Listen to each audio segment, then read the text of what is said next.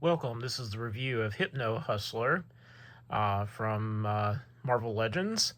This is a character that's pretty obscure, but he actually did appear on the animated series in 1994 on an episode called Spider-Man Night Fever, where he's the band leader of the band The Mercy Killers, which is the same as his comic counterpart that came out in 1978, and Peter Parker, the Spectacular Spider-Man number issue 24.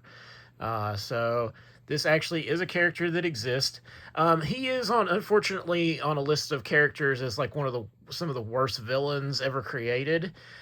He's definitely a product of his time because he definitely looks like he came out of like the 70s funk era, at the end of disco.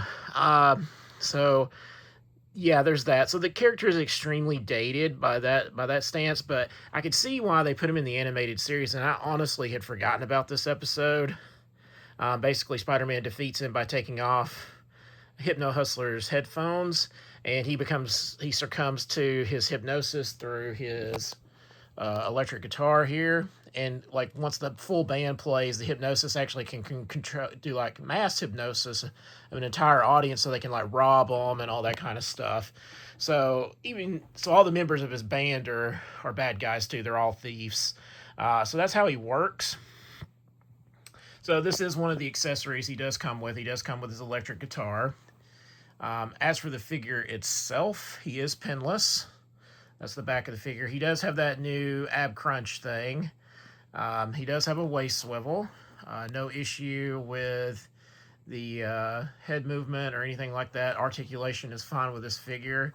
The Hypno glasses headphone things do not come off. So that's just something to note. This belt does not interfere with the ab crunch at all. And you might notice that he does have these small holes in the front of his boots, because another one of his abilities besides hypnosis is he can actually put out like this like gas from his boots, and he can actually make like a knife projectile type thing come out of here as well. So he actually has a lot of like mechanical parts of his suit as well, and which explains the holes in the boots, because they do come with these the smoke gas effects that you can plug into the feet there. They also come with like the blast effect too. So those are two more of the accessories. He does come with a microphone, which I placed in this hand, the holding hand for the microphone, and I guess probably for the electric guitar too. So I wouldn't lose the microphone because he comes with such small pieces. So that is something to note. I about actually lost the microphone the other day when I first opened it. So just be aware. I always, when I come into small accessories like that, if I can stick it in one of the holding hands, I always do. So he does come with that holding hand.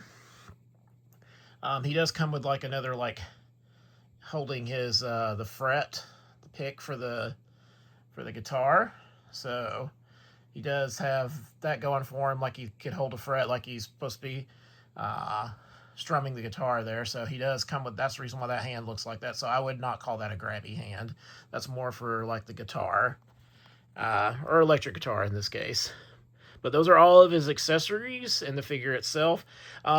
He does look like the comic version, so technically if you didn't want to use this for the animated series, you could say that this for the comic version because it was the 70s. I think this costume is more geared towards like the 90s look, because I did look up the Hypno-Hustler from 78, and it was a little less basic even than this figure, but you could use it for that as well. That's what I like about the animated series, is it is pretty close to its comic counterparts. They do kind of change some of the smaller, minor details, or add some when they need to be. But he's a very obscure character. I will say that this wave of Spider-Man has had more obscure characters, because I had no idea who Hypno-Hustler, and I honestly forgot about this episode. But let me know in the comments, do you remember this episode? Do you remember this character? Have you read that issue when he was first came into the comics in 78? Let me know in the comments. Remember to like, share, subscribe if you haven't already, because every subscription helps the channel grow, and I'd like to continue to make great content here on YouTube. Remember to hit that bell notification for when the next video drops. And as always, thank you for watching.